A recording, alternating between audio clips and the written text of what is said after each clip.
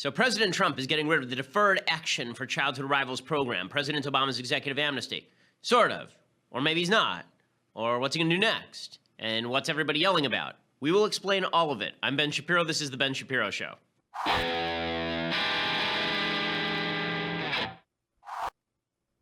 So much DACA your head will spin. We'll go through all aspects of the Deferred Action on Childhood Arrivals program, where everybody stands. Why is everybody going nuts when they basically all agree on policy? And why is it that Republicans are so terrible at everything? We'll explain all things. All things will be clear by the end of today's show. Plus, an amazing story harkening back to the Obama administration.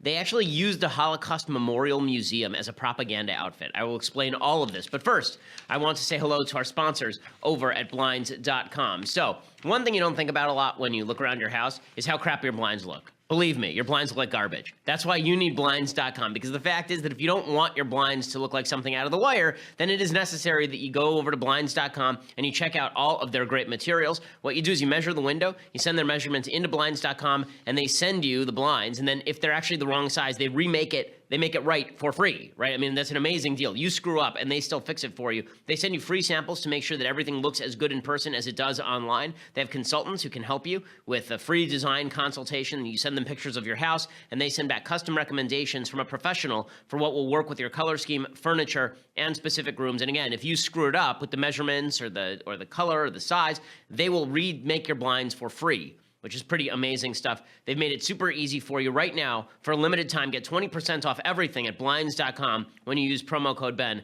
Blinds.com, promo code Ben. Nothing looks cleaner than a nice set of blinds. And the blinds that they've got are not just, you know, the old-fashioned, idiotic, like, aluminum blinds. They've got faux wood blinds and cellular shades and roller shades, like all the things that you see in the fancy houses. That's what they have over at Blinds.com. 20% off everything at Blinds.com when you use the promo code Ben. Again, Blinds.com, promo code Ben. Rules and restrictions apply. Use that promo code Ben so that they know that we sent you as well. So, yesterday, of course, the big news was President Trump announces that President Obama's Deferred Action on Childhood Arrivals program is dead.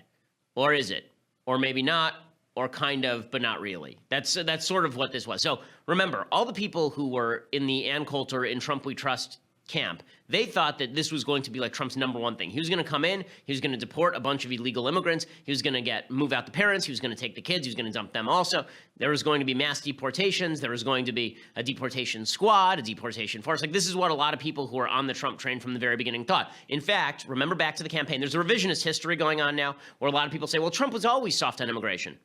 Are you insane? I was here every day doing play-by-play for the campaign. One of the things that Trump did to great effect was bash the living hell out of people like Ted Cruz, who is very strong on immigration, as not strong enough on immigration. If you recall, Donald Trump basically took Marco Rubio's head, stuck it in a toilet, and then sat on it over the issue of immigration and the Gang of Eight bill. The idea was that you could never give amnesty to anyone. Well, now Trump comes along 7 months into his administration. Instead of getting rid of DACA on day one, President Obama's executive amnesty on day one, he waited for 7 months. And then he had Jeff Sessions come out and say that this is being rescinded because it's illegal. Here was Jeff Sessions, his attorney general. It shows you how uncomfortable Trump is with the actual policy here, that he sends out Sessions. If Trump were really comfortable, he'd go out and announce it himself. He did with the Paris Climate Change Agreement, if I recall correctly. That is not what happened here. Here is Jeff Sessions. The reason that Jeff Sessions stuck around, by the way, you remember like a month ago when Donald Trump was just humiliating Sessions on a daily basis? That was only like 6 weeks ago. Okay, time has stopped. We're actually moving backwards in time. We've reached 88 miles per hour in the political sphere, and we're back in 1955 trying to make sure that Marty's mom and dad get together. But time is moving so slowly. It was only like 6 weeks ago that Jeff Sessions was being attacked by President Trump as incompetent and terrible and horrible. Well, Jeff Sessions stuck around because this is the only thing Jeff Sessions cares about. Okay, the illegal immigration issue is one of Jeff Sessions' big things. I know this because I was at a drinking session, a late-night drinking session between Ann Coulter, Jeff Sessions, and Stephen Miller. It's like 2 years ago. 3 years ago, maybe. Yes, 3 years ago. And Jeff Sessions and Stephen Miller and Ann Coulter were all hot and heavy over what they were going to do to restrict immigration. So this is Jeff Sessions' thing, okay? He loves this. So here's Jeff Sessions yesterday. Look how happy he looks. For the first time in months, he really looks truly happy with what he's doing here. The program known as DACA that was effectuated under the Obama administration is being rescinded. The DACA program was implemented in 2012 and essentially provided a legal status for recipients for a renewable 2-year term work authorization, and other benefits, including participation in the Social Security program to 800,000 mostly adult illegal aliens. Okay, so he's very happy about all of this. Now, he's right that this is unconstitutional, okay? It was being struck down by the courts. This is the weird thing. If Trump had just waited for about 3 weeks, there were a bunch of courts that were going to strike down Obama's executive amnesty, and then he wouldn't have to do anything.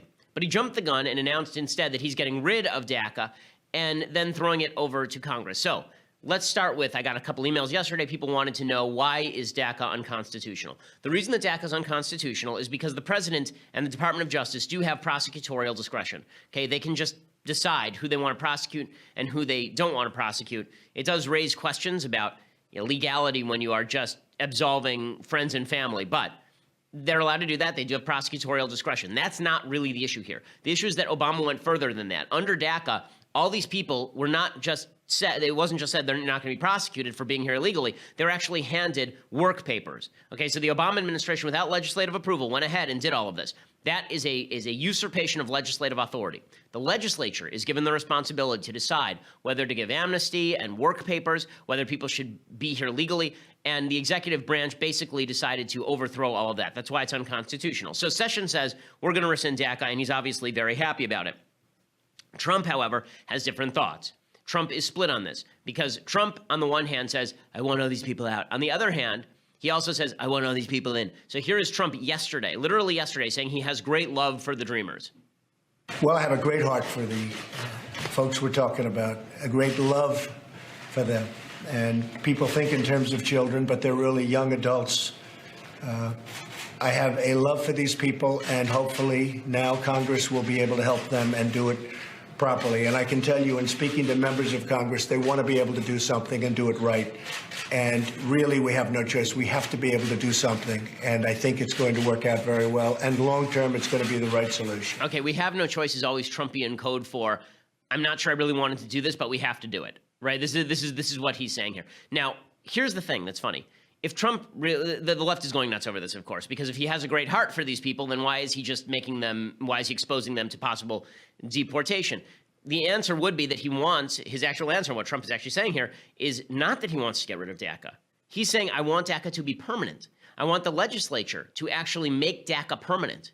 Okay, so he's actually ramming through Obama's executive amnesty as legislation, something Obama couldn't do with a Republican Congress. Trump wants to do with a Republican Congress. Okay, this is Trump's Nixon in China moment, right? Nixon campaigned in 1968 and 1972 as a very anti-communist guy, and then he travels to China and quote-unquote opens China. That's what Trump is doing here. He campaigned as a very anti-illegal immigrant guy, and here he is now saying he wants the legislature. Okay, make no mistake, this is what he is doing. He's announcing publicly that he wants Congress to make Obama's executive amnesty permanent. That's what he's saying here, and in case he wasn't clear enough, here's what he tweeted yesterday. He tweeted this threat, quote, Congress now has 6 months to legalize DACA, something the Obama administration was unable to do. If they can't, I will revisit this issue. Okay. What he's saying here is he wants DACA to be permanent. He just wants Congress to do it. He doesn't want to be blamed for doing it. He wants Congress to do it. And what's amazing about this is that the entire threat here, let's say that you're a Republican congressperson and you're looking at your base, and your base really does not want you to enshrine DACA. Your base hates DACA. Not because of the unconstitutionality issue. They hate it mostly because they don't want 800,000 so-called dreamers to be in the country illegally. They want some of these people deported. Right, so you're a Republican congressperson, and here comes Trump sauntering down to your office, and he says, I want you to pass this. And you say, well, I can't because then I'll get primaried. Mr. President, are you going to protect me from primary? And Trump sort of just hides behind the curtain. Trump's not going to protect any of these Republican congresspeople from being primaried, which is why you're seeing Paul Ryan say, I'm not going to push any bill at all unless Trump explicitly endorses it. Because he doesn't want, because Trump has set up this weird situation where all the Trump people are loyal to Trump, but Trump is now pushing a policy that is precisely the reverse of what he was pushing during the campaign. I mean, let's be frank about this. If we're going to be honest about what Trump is doing here, what he's doing here is backtracking on a key campaign promise. This is not just me saying it. It's Ann Coulter saying it, okay? Ann Coulter was the biggest Trump booster in this election cycle, bar none. Okay, here is what she said on Twitter. She said, that's great. Sarah Huckabee Sanders says Trump wants comprehensive immigration reform, exactly what he used to denounce. She said, Trump's landmark election-winning immigration speech, 8/31/16, enforcement first. We can't even discuss amnesty until we have a wall. Weird how Sarah Huckabee Sanders, Trump's spokesperson, obsessively attacks Congress. Trump's not going to get out of betraying voters on the wall by blaming Congress. Right? So she's absolutely hammering President Trump over all of this. And if you are intellectually honest and you thought that Trump was going to actually get rid of DACA, you should be hammering him too, because the fact is what he is now calling for is keeping DACA. And here was the threat that he was going to use, right? The threat that he was going to use against his own Republican Congress people wasn't, I need you to pass this bill or I'm going to primary you. It was, if you don't pass this bill, then I am going to go after all 800,000 illegal immigrants, and then the Republican Party will become very unpopular. So you pass the bill, you take the responsibility, I'll reluctantly sign it, and that will be the way that we work this thing, right? That's the way that Trump wants to work it. The way Trump wants to work it is he wants Congress to pass executive amnesty. He wants to say, I had no choice but to sign it. They had wall funding, right? That's what he wants to say. And then he wants to turn around and blame Congress for everything. And Congress is saying, I don't want to do that. But Trump's entire threat to get Congress to do that is that he's going to be the bad guy, right? He's going to step in and start deporting people. But in this tweet, he says he's not going to do that. In this tweet, he gives away every bit of leverage he has. In this tweet, he says, if they don't pass DACA, I will revisit the issue, meaning maybe I'll leave DACA in place after all. Maybe this is all fake, right? Maybe I'm pretending here. So what does this really say? This says that Trump doesn't want to get rid of DACA. Okay, Trump was doing something that he thinks is going to be just sort of enough facade to fake out his base, but it's not really an actual policy, okay? It's not an actual policy of changing immigration policy. His entire administration is on the same page here. Sarah Huckabee Sanders says, this is not cold-hearted. He's upholding the law, but it's not cold-hearted. Dreamers, supporters of Dreamers say this is cold-hearted. You're leaving the future of 800,000 people uncertain, up in the air. What's your message to them? It's not cold-hearted for the president to uphold the law. We are a nation of law and order. And the day that we start to ignore the fact that we are that, then we throw away everything that gives these people a reason to want to come to our country. If we stop becoming the country that we were envisioned to be, then we throw away what makes us special, which makes America unique. This president's not willing to do that. The previous administration was. This one isn't. But we want to have real solutions. We want to have laws that address these problems. But it's Congress's job to legislate, not the president's. And we actually want to uphold the Constitution. And I think people across this country should be celebrating the fact that they have a president that is standing up and upholding the Constitution as he was elected to do. Okay, but again, that doesn't wash because he's then calling on Congress to pass exactly the same policy that he's rejecting at the executive level. So even if I agree with the constitutional argument, which I do, I don't understand why Trump's base is not upset with him if he is going to push Congress into basically an amnesty program that he was elected to stop. Remember, this is the same Republican Party that rejected President Bush's amnesty program. This is the same Republican Party that rejected Marco Rubio for the Gang of Eight stuff. So this notion that Trump can push it and get away with it would be an amazing, amazing shifting of the goalpost by a lot of Trump's fans if that's indeed what happens. Now, what this means is that there's a conflict between left and right over nothing. They basically agree on policy. And I'll explain about that in just a second. But first, I want to say thank you to our sponsors over at Blue Apron. So, Blue Apron is the best way to build family bonds while eating healthy. Instead of you going out to a restaurant and eating something that they larded up with salt and fat, instead of you going out to a restaurant and having to worry about your small children climbing up the walls, as I do so often, instead of doing that, instead you can have Blue Apron ship these ingredients directly to your home. They send you the recipe, they send you the ingredients prepackaged, absolutely fresh. You make it yourself, you cook at home, and you're more likely to cook if you do this at home, because instead of you just going out to the grocery store, buying a bunch of groceries, you don't know what you're going to use it for later, and then you throw away half the groceries you buy. Instead, Blue Apron sends you the exact recipes with the exact ingredients to your house. You cook it yourself. More means that you're going to cook more often. Plus, it's restaurant quality, restaurant grade dishes, stuff that you can get better that's better at home than it is at a restaurant even. And now you're spending under $10 per person for a delicious meal. Let me just read you some of the dishes that you are going to be making in your home with Blue Apron. You're going to be making skillet vegetable chili with cornmeal and cheddar drop biscuits, garlic butter shrimp and corn with green bean salad and roasted purple tomatoes, summer vegetable and egg paninis with Calabrian chili mayonnaise and capri salad. I mean, these are dishes so sophisticated I cannot even pronounce them. Okay, this is like restaurant stuff. This is the kind of stuff where you'd go to a restaurant and ask the waiter what it even means, but you're going to be the person who's making it in your home with your family. It's a lot of fun. I really enjoy cooking with my kids. You'll enjoy it too, except you'll do it way better than I will over at Blue Apron. They're offering 30-minute meals right now. These meals are made with the same flavor and farm-fresh ingredients you know and love. They're ready in 30 minutes or less. You can check out this week's menu. By the way, the menus never repeat. Check out this week's menu and get your first 3 meals free with free shipping by going to blueapron.com. Blueapron.com. The recipes are not repeated within a year, so you're never going to get bored. You're just not going to be like, okay, oh my God, not spaghetti again every frickin' Tuesday. These things don't repeat unless you want them to repeat. Get your first 3 meals for free with free shipping at blueapron.com/Shapiro. That's blueapron.com/Shapiro. Blue Apron is a better way to cook, a healthier way to cook, a less expensive way to cook, and it tastes better than the stuff that you're going to get at a restaurant. Okay, so here's the amazing thing. Democrats and Republicans apparently agree on the Dreamers. Okay, Trump agrees that he wants them to stay. The Republicans agree that they want them to stay. The Democrats agree that they want them to stay. So naturally, that means that they're clubbing each other in the head with baseball bats. Because that's how our politics works now. The way our politics works is that people don't disagree on anything, but they have to invest their politics with a deeper meaning, and so they beat the living crap out of each other every single day over virtually nothing. Understand something. The Democrats agree with Trump on DACA. Trump agrees with the Democrats on DACA. He wants Congress to pass DACA. Okay, the idea that there's any broad disagreement here is insane, but that's not the way this is being painted. So President Obama immediately decides to come back out of the woodwork and bug everyone.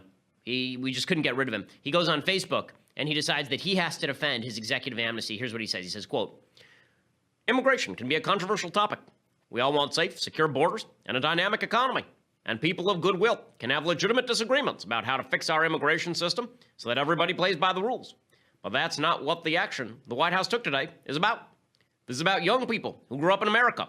These Dreamers are Americans in their hearts, in their minds, in every single way but one, on paper. They were brought to this country by their parents, sometimes even as infants. They may not know a country beside ours. They might not even know a language besides English. Over the years, politicians of both parties have worked to write legislation that would have told these young people, our young people, that if your parents brought you here as a child, if you've been here a certain number of years, and if you're willing to go to college or serve in our military, you get a chance to stay, earn your citizenship. For years, I asked Congress to send me such a bill. That bill never came." And he goes on and he calls Trump cruel, right? He says, "It's cruel. What if our kid's science teacher or our friendly neighbor turns out to be a dreamer? Where are we supposed to send her? To a country she doesn't know or remember, with a language she may not even speak?" Okay, this notion that if you were brought here as a child, you therefore must stay because we have a responsibility to you. This has never made sense to me. It's not a good argument. It's like saying your parents embezzled, so you get to keep the cash. Okay, it may hurt you. It's not your fault your parents embezzled. Is it your fault your parent was a criminal? But we all live with the legacy of things that our parents did that were wrong. It's the country's decision as to whether people should stay or not. This is why I've always thought it's so weird that when it comes to immigration, we always treat people as a class. I'm not a big fan of treating people as members of a class, as you know. Right? I know the left likes doing this, right? You're Hispanic, or you're black, you're an illegal immigrant, you're a Jew, you're a woman. I like treating people as individuals. So this seems to me as though we should approach illegal immigrants in the same case-by-case way that we approach people who are trying to come here legally. And when my father-in-law came to the United States with his wife legally, he had to go through a rigorous process. He had to show that he was employed. He had to show that he wasn't going to be on welfare. He had to show that he was going to be employed by this employer for a certain period of time. He had to have a green card, right? He had to go through this long process. It took my wife 10, 15 years to get citizenship. Okay, that seems to me the same way that we should treat Dreamers. That just because you were here from the time that you were 2, let's say, just because you were here from the time you were 2, that doesn't mean that you are automatically a citizen, and that means that the country has the ability to make the decision as to whether you are a detriment or benefit to the country or not. So it seems to me we should be approaching this on an individual level, but the temptation for Democrats is always to treat everybody as a class and then say that if you want to get rid of some members of the class, you hate the entire class. You understand how this logic works? This is how Democrats operate. What they do is they say, all black people are victims. Then you say, well, that's not true. Some black people are not victims. They say, you hate black people. Don't you understand? You hate them. That's the reason you're targeting black people right now, is because you hate them, because all black people are victims. And they do the same thing with Hispanics and illegal immigrants. They say, well, all of these Dreamers are wonderful people who deserve to stay. You say, well, some of them probably are. Many of them probably are, but some of them probably are not. And Democrats say, how dare you attack the Dreamers? How dare you attack them? I mean, there are very few Dreamers who are very bad people. How dare you say some of them should go? How dare you say we should screen them? How dare you say we should treat them as individuals?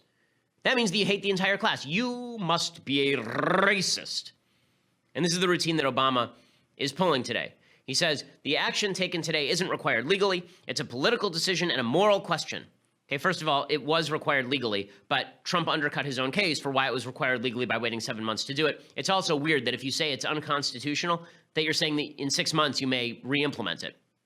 So Trump has a case, but he's undercut his own case. And then Obama continues, he says, whatever concerns or complaints Americans may have about immigration in general, we shouldn't threaten the future of this group of young people who are here through no fault of their own, who pose no threat, who are not taking away anything from the rest of us. I'm very sick of this argument. Again, through no fault of their own routine is really a bad argument. Okay, there are a lot of people who the vast majority of criminals are criminals technically through no fault of their own. Not the vast majority, but a significant minority of criminals are people who maybe grew up in bad circumstances without any sense of morality, and they make decisions because they're stupid, and now we put them in jail. Okay, is that their fault? You know, there's a contingent of fault. It's not quite the same thing. I mean, if you're born in the United States, obviously you have no control over the circumstances of your birth.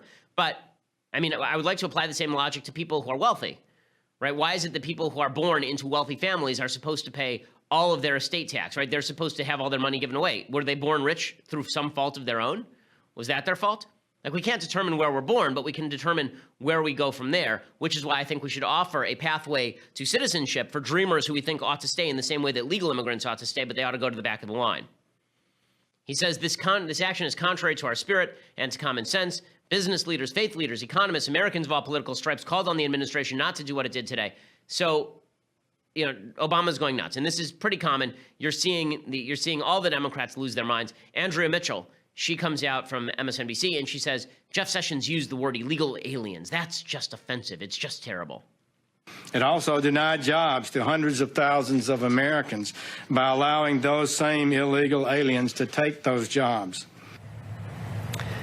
To say nothing of his use of the word illegal aliens, which is offensive to a lot of people and not correct. But, Michael, the fact is, I don't know what he's talking about when he talks about the border, because this has nothing to do with the border.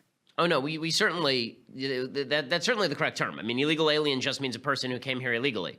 So, but again, the idea here is that you're a racist if you suggest that we have to control our borders. Joy Behar says the same thing. She says, it's racist. It's racist.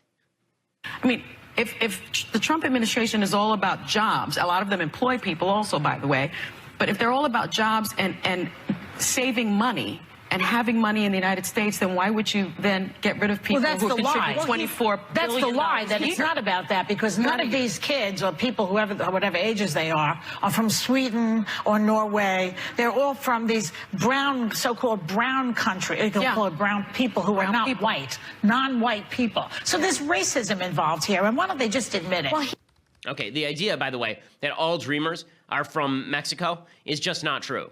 Okay, the fact is that dreamers are from a wide variety of countries. Apparently, there are 800,000 undocumented immigrants who were given a DACA referral. Here they are by top countries of origin. Okay, you ready? El Salvador is number 1 at about 28,000. Guatemala is number 2. Honduras is number 3. Peru is number 4. Then South Korea.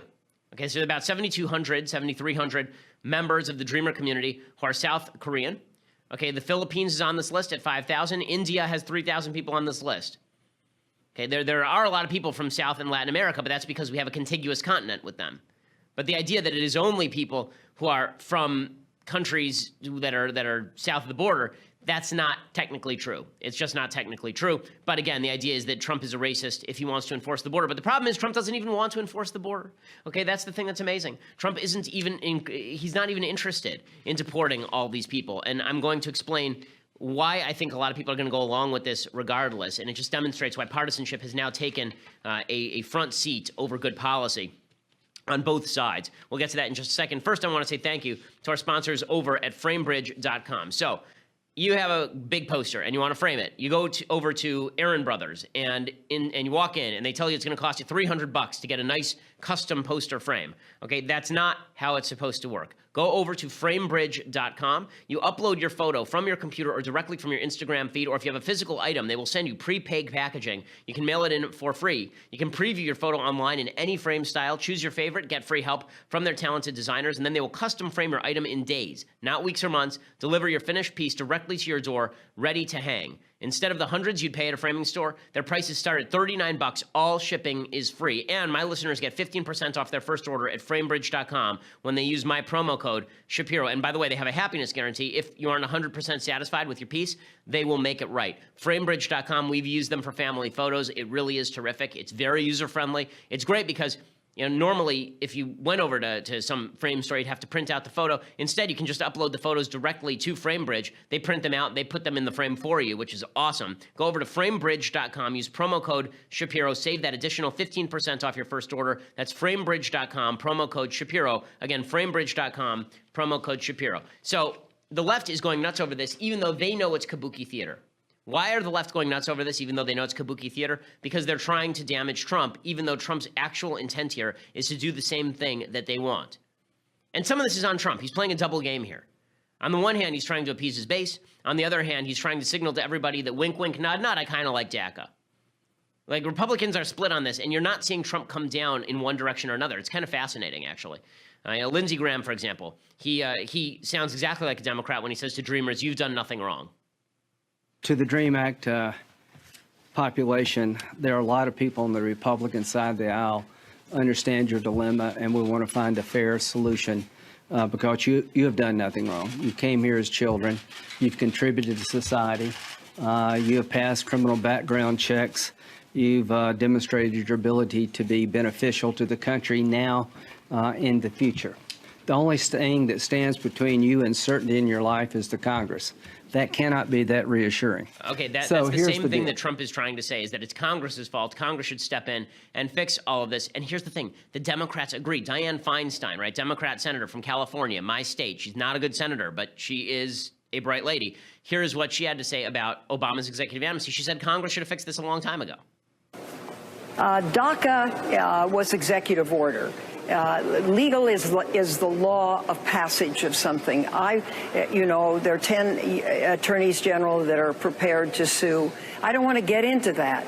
The point is DACA is here, and we've got 800,000 young people. Well, your answer indicates, though, that it's on shaky legal ground.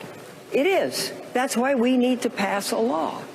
Okay, she got ripped up and down by her own party for saying what is obviously true, that DACA was on shaky legal ground. And it's really funny because you're seeing the media go nuts right now. Look at the uncertainty that's been created by DACA. Yes, the uncertainty created by DACA is because President Obama decided to use executive amnesty instead of trying to get something through Congress. That's why there's uncertainty, He asked all of these people to give up all their information to the federal government, knowing full well that the next president could very well strike down DACA. He had faith that he could use these people as pawns. The Democrats have been using these people as pawns for a long time, and now President Trump is using these people as pawns as well. It's really, I find this whole thing really distasteful. I got to be honest with you. I find it really distasteful because I think there's an honest argument to be made for deportation for a certain number of people who are here illegally and not benefiting the country as a whole, again, on an individual level. But Obama used these people as pawns in 2012 to win re-election. He had control of the Congress from 2008 to 2010. He did not do a damn thing on any of this. This was an easy pass. This is an easy one. He could have done this in 2009. He didn't. He chose not to. And then he used them as pawns in 2012 in order to create this poison pill situation for President Trump. And now President Trump, in order to appease his base, is getting rid of DACA just so long as Congress will pass something else. I mean, he's pledging that if Congress doesn't pass something else, he's going to go right back to DACA, or at least we'll consider it. Is any of this good policy? No, it's not good policy. And it shows you why partisanship on both sides is destroying the debate. Everyone on both sides basically agrees on this issue, even though they probably shouldn't. And yet they're bashing each other's brains in for this Kabuki theater for their own base, because the Democratic base refuses to allow Democrats to work with Trump, and the Republican base wants to pretend that Trump is actually not in favor of DACA. Blech. Blech. Okay, so when we come back, I'm going to explain to you a couple of things I like and things I hate. We'll do a little bit of Bible talk, but for that, you're going to have to go over to dailywire.com and become a subscriber. For $9.99 a month, you can get your subscription to dailywire.com. You can become a subscriber. You can see the rest of the show live. You can see the rest of Andrew Klavan's show live. You can see the rest of Michael Knowles' show live. I'm be on Knowles' show a little bit later today, and we're going to do a little bit of Q&A, so you should go over and check that out and subscribe. That'll be a lot of fun. Plus, you can be part of the mailbag on Fridays. Very special mailbag this Friday, so I'm looking forward to that. Plus, if you want to get the annual subscription, $99 a year, so you get a discount from the monthly. Plus, you get this, the greatest of all possible vessels, the leftist tears hot or cold tumbler. I've spoken about it so highly that there's really nothing more for me to say other than your life is incomplete if you don't have this thing in your actual cupboard. You don't even have to use it. You can just gaze upon it and feel that your life was worth something on your deathbed. That's really what this tumbler is for. Go over for $99 annual subscription and check it out. If you just want to listen later, go over to iTunes or SoundCloud, hit subscribe, leave us a review. We always appreciate it. We are the largest conservative podcast in the nation.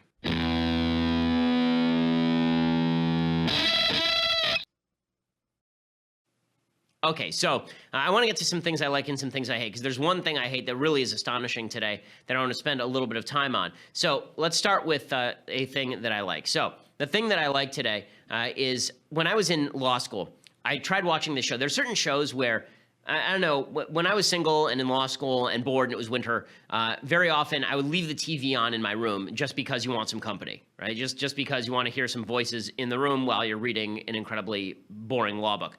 And there are certain shows you can't do that with.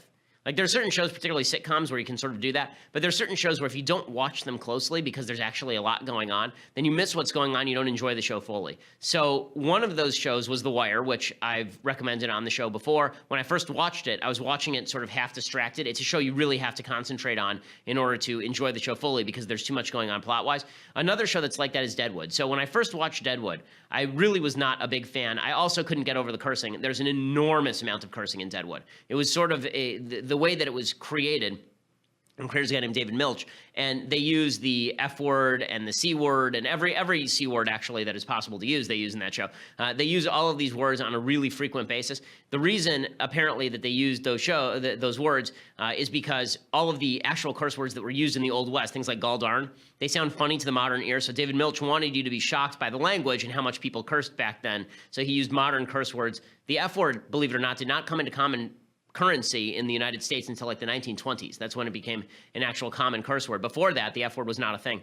Now, it is amazing how it's become so common that it's almost losing its impact, the F word, and people are going to move on to new and more egregiously vulgar forms of language pretty soon. In any case, Deadwood is all about the mining community of Deadwood, South Dakota.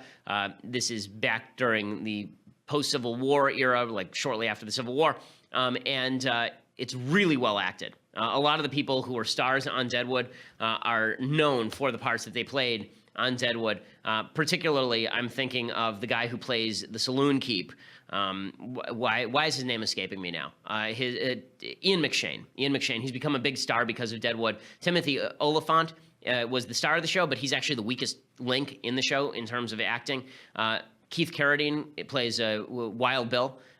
Plays Wild Bill Hickok. The guy who really is the best thing in the show and was underappreciated is Brad Dourif. Brad Dourif is one of the great actors of our time. Okay, so for people who don't know Brad Dourif, watch this show and then watch Lord of the Rings and then watch One Flew Over the Cuckoo's Nest. Okay, in One Flew Over the Cuckoo's Nest, he plays Billy Babbitt, and is one of the single greatest film performances ever. Because if you read the book and then you watch the movie, he is the character. He inhabits a character like no one else. When he's Grima Wormtongue, he is Grima Wormtongue. And when he's the Doc in this, he is the Doc. Brad Dourif is one of the most underappreciated actors in modern American history. He really is terrific. He's only had these sort of bit parts, but he's amazing. In any case, the show is really first rate. So you should go and check out Deadwood. Here's a little bit of the preview. Sans the cursing. It is definitely R to X rated. I would say more R rated than X, but here is Deadwood.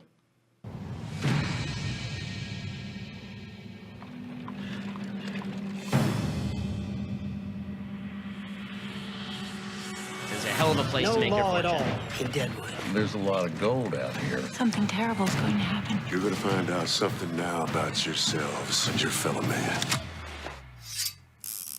No one gets out alive.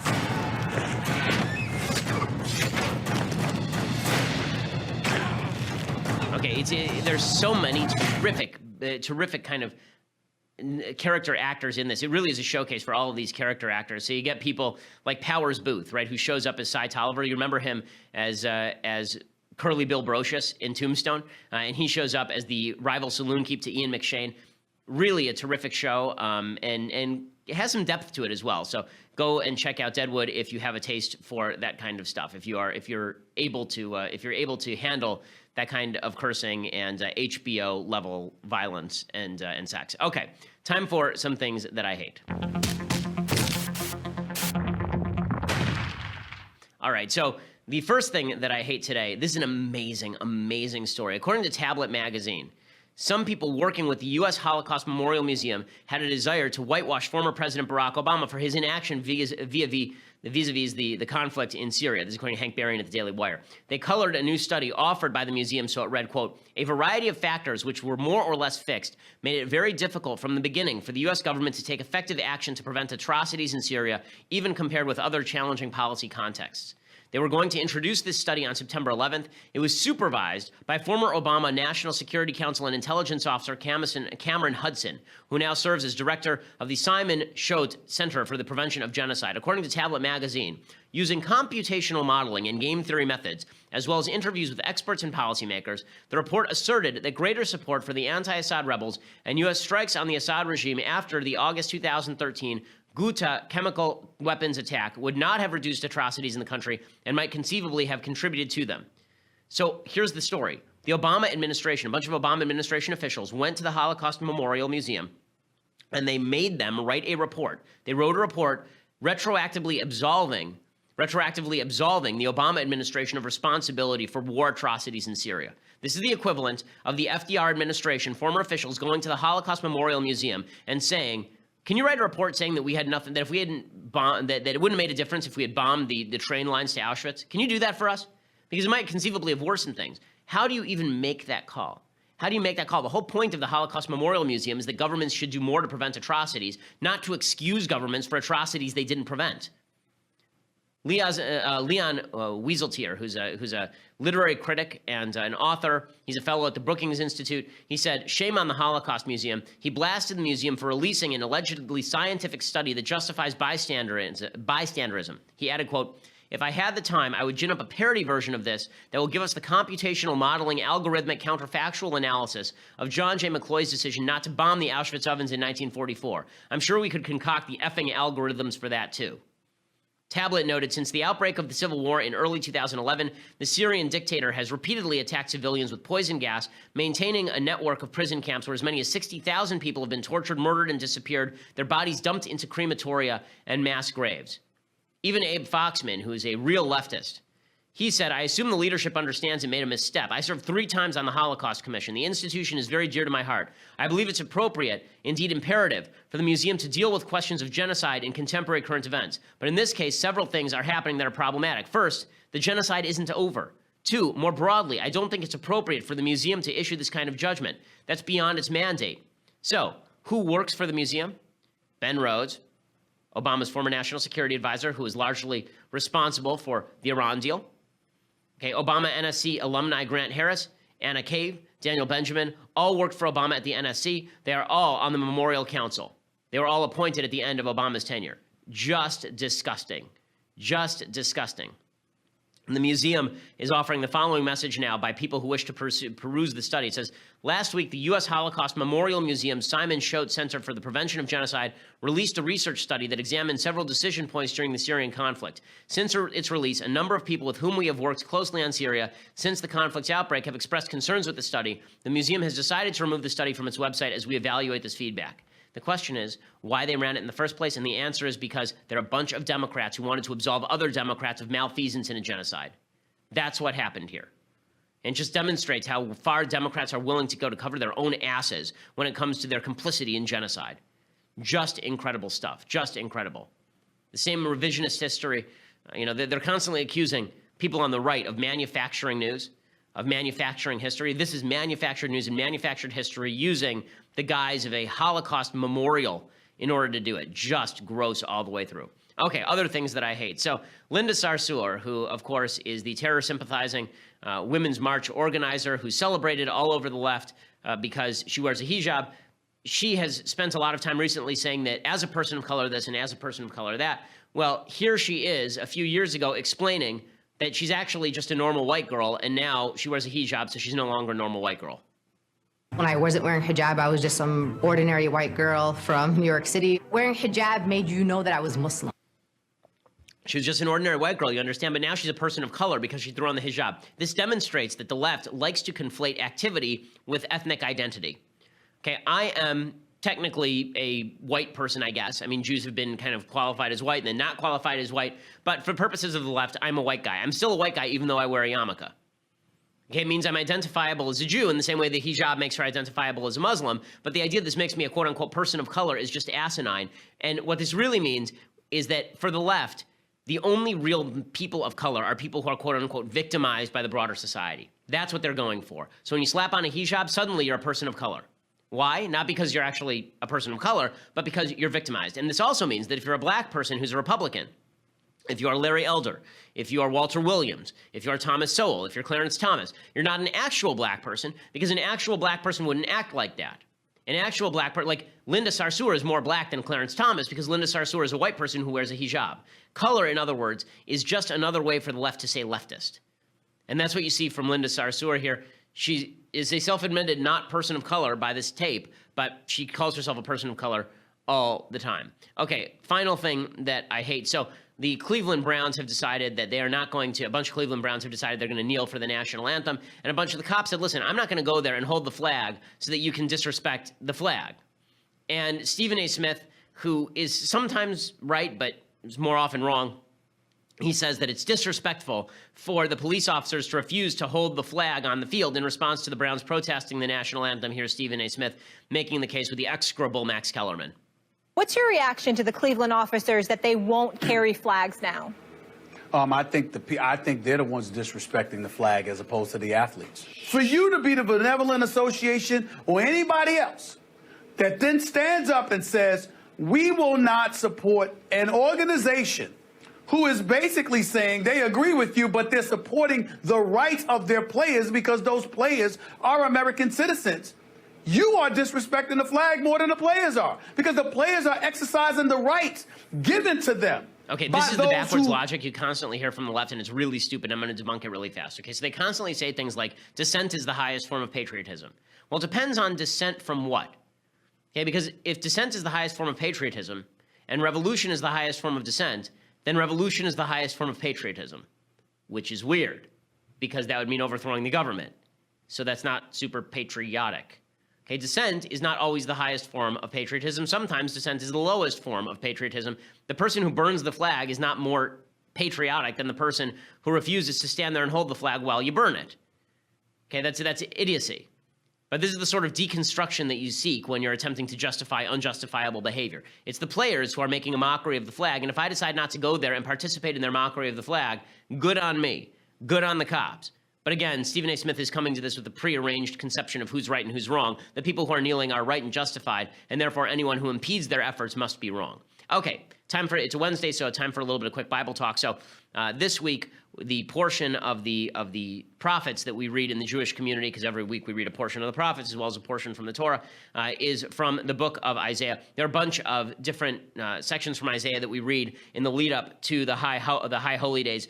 Rosh Hashanah is coming up in like 2.5 weeks, I think, and then Yom Kippur is coming up right after that. So these are considered the days of atonement for Jews. This month is the days of atonement technically are the 10 days between Rosh Hashanah and Yom Kippur, but these are the month beforehand is considered a time for repentance, and so we like to read about the uplift of repentance, returning to God, and what you get when you return to God. So here is from Isaiah chapter 60, 19 through 21. You shall no longer have the sun for light by day, and for brightness the moon shall not give you light, but the Lord shall be for you an everlasting light, and your God for your glory. Your sun shall no longer set, neither your moon shall be gathered in, for the Lord shall be to you an everlasting light, and the days of your mourning shall be completed, and your people, all of them righteous, shall inherit the land forever, a scion of my planting, the work of my hands, in which I will glory.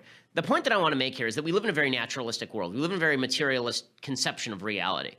In the last 200 years, really since probably David Hume, the deconstruction of the notion that nature is part and parcel of God has taken on a rather sinister aspect with regard to religion. This notion that nature is a living rebuke to God, that there's always a naturalistic explanation for everything, so you don't need God. God is an unnecessary hypothesis, as a philosopher once put it to Napoleon. Well, what this is saying in Isaiah is that really nature is a mask. Nature is a mask. We live in a natural materialistic world, and it's impossible for us to detect anything logically beyond that natural world. You can come up with rationales, but there's no proof for it.